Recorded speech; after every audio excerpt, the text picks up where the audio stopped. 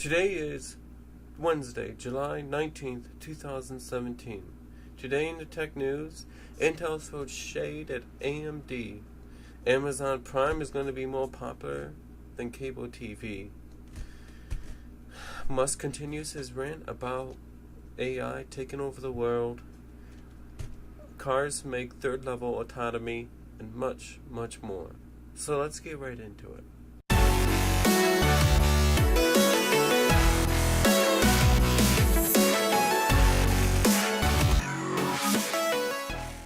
Starting off, Visa continues expanding their war on cash by trying it out in businesses like in the UK. Basically, Visa makes money off of every transaction. And if they can get businesses or incentivize businesses to be a non-cash business, Visa can ensure that they make even more money off of all transactions made. Now in the US, currently, I think every place has to accept cash. That's why it's happening outside the US. But that won't stop them from trying. Now, it's never going to happen, how it's going to happen is people are going to try to associate cash with crime and needing to be able to track it more efficiently, and that's how we're going to get into this if it happens. So keep in mind that cash is freedom in a sense, and any credit transactions are being tracked. As for Amazon Prime to become more popular than cable, we've all known that cable TV is on the decline, but Amazon is going to be trying really hard to get Prime into the hands of more people. Although, to be honest, more people I think want to use things like Netflix and Hulu because they got a better selection. Amazon Prime doesn't have the best library, but it just goes to show where the trends are going, in that people don't want to be locked into a fixed time to watch whatever program they want to watch. They want to be able to have it on demand, and they don't want to have to pay $35 for a set-top box that can only hold so much. Anyway, the biggest story is that Intel's throwing shade at Verizon for saying that their stuff is glued together, and that they don't. AMD doesn't have the marketplace experience or the server, experience in order to handle the stresses that are put on, server side CPUs. Basically, Intel doesn't know how to handle this upset that's happened in the marketplace, and the only reason why it's an upset is because it's priced so low. AMD has come in and just said, and just basically mic dropped the price, and Intel really hasn't had to deal with this for years. I mean, what's it going 10, 11 years now? So basically you have a situation where it's like when a sitting president hasn't campaigned for 4 years and then all of a sudden tries to re-campaign for their election, kind of rusty on it. That's the same concept of what's going on here.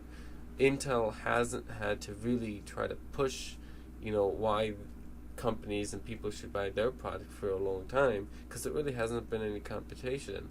And now that this has all happened, Intel just doesn't know how to, handle the etiquette anymore. Really, they should hire some better PR people. Comcast and Verizon want to make net neutrality laws handled by Congress and not the FCC. And that's because lobbying is such where they hand Congress legislation. All the congressperson has to do is sign it. So they're going to get on board and try to throw this in a way that makes it seem like they're for net neutrality, but really they're against it because of the business advantages and the money potential that's here. And they're very surreptitiously doing this, trying to pull the wool over eyes of people who don't know better. I'm like, oh, if you want Congress to make the laws or whatever. But you don't understand is that Congress is in the pockets of these people. They just pay a bunch of cash and to big PACs to help win re-elections, and basically they'll pass whatever law the Comcast and AT&T and Verizon will hand them. That's what's going on here. And quite frankly, we should really try to call our congressmen and tell them we don't want this. If we can potentially put enough pressure that they feel they won't win re-election, if they go along with this, then we have a chance at making it not happen. Going down under to Australia, the Prime Minister claims that the laws of mathematics do not apply in Australia, that Australian laws come first. And this is an encryption story.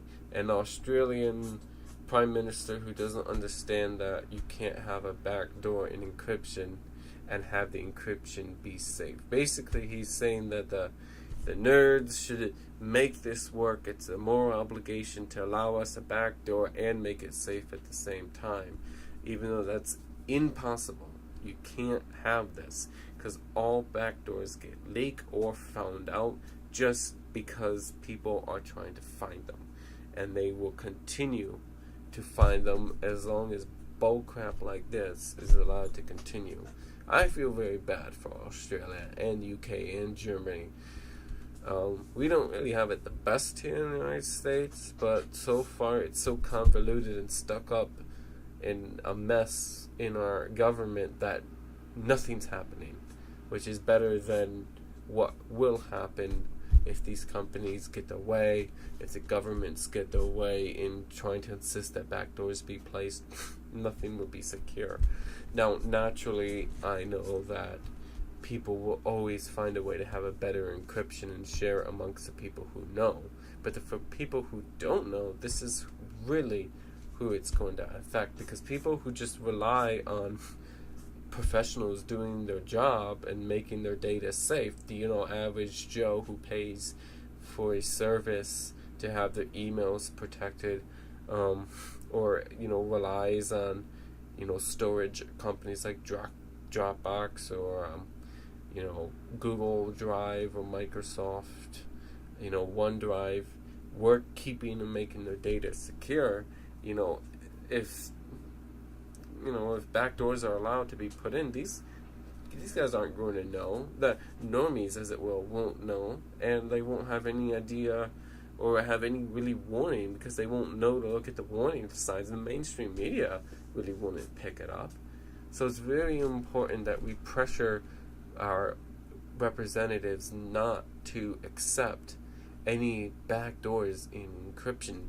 Yes, you're going to have criminals use encryption, and even no matter what backdoors you put in, they'll have their own people create their own personal encryption and their own personal storage or communication that is totally outside of any system that the government controls, and then that will have no backdoors because they won't be able to trust the current system.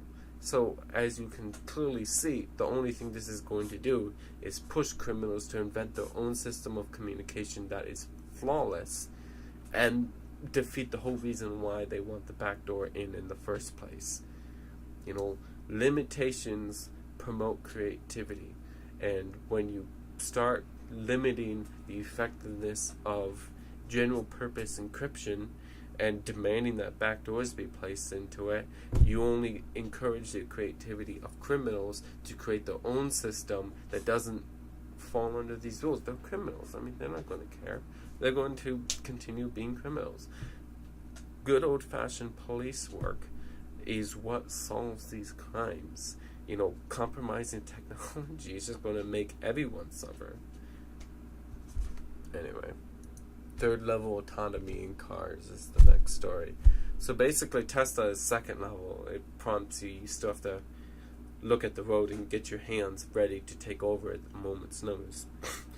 Audi has made third level and announced it, but only for like up to 35 miles per hour. So basically, we've gotten to the point where how much do you trust the software, and at what speed do you trust it to have full control?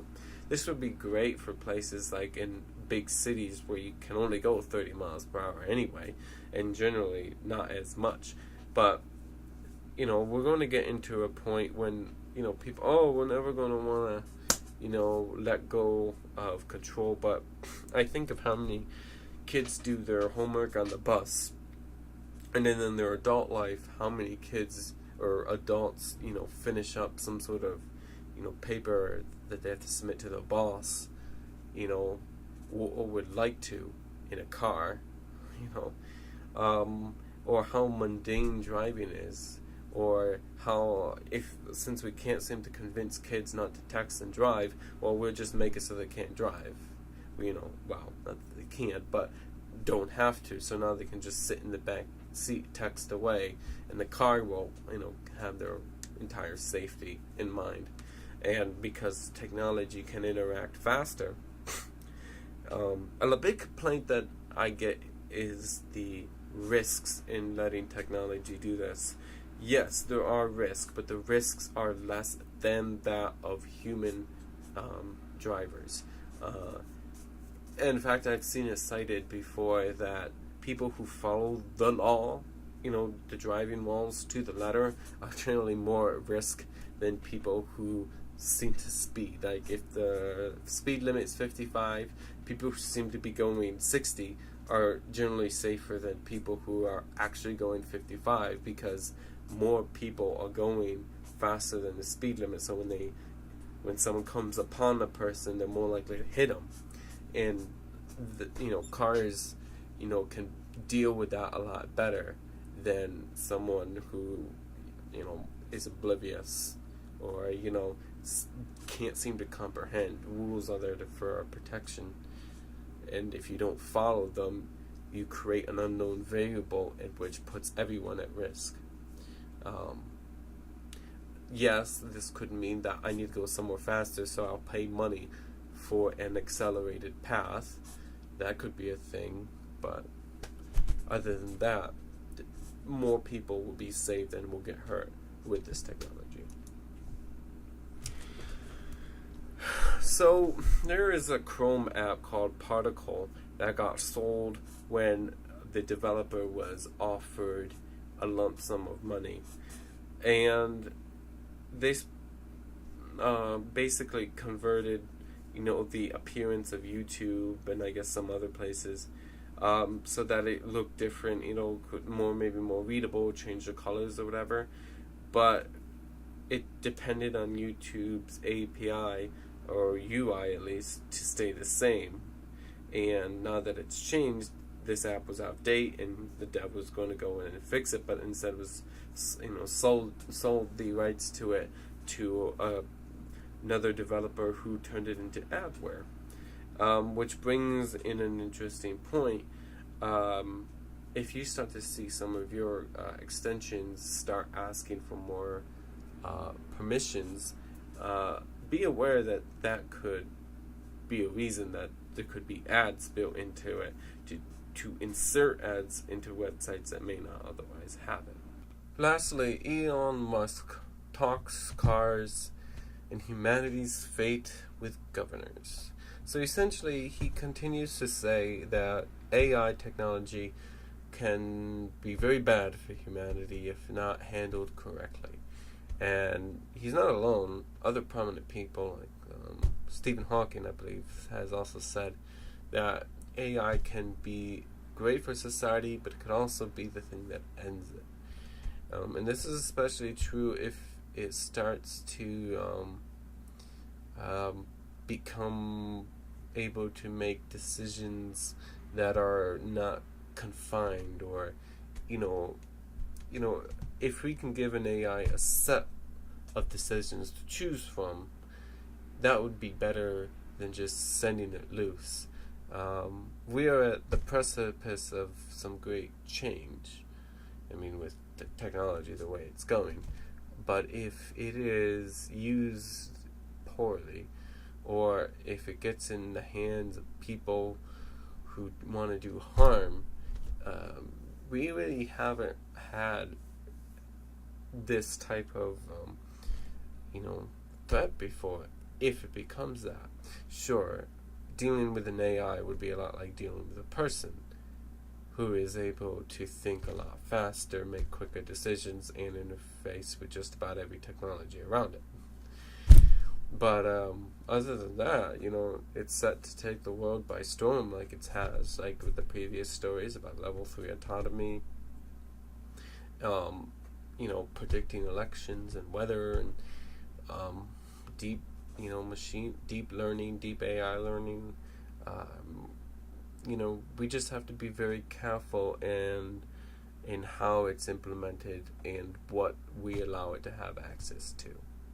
If we keep it confined, within systems that can easily be shut down, not let it have access to, weaponry or governmental systems, keep it out of the hands of the military, hopefully, I don't know.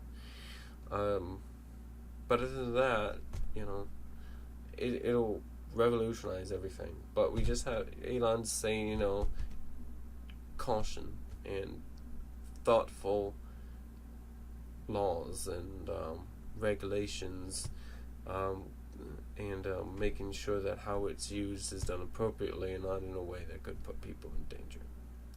Anyway, that's been the news for this week. I'm your host, and I will see you. Fly. Anyway, I'm your host, and I will see you in the next episode. Enjoy.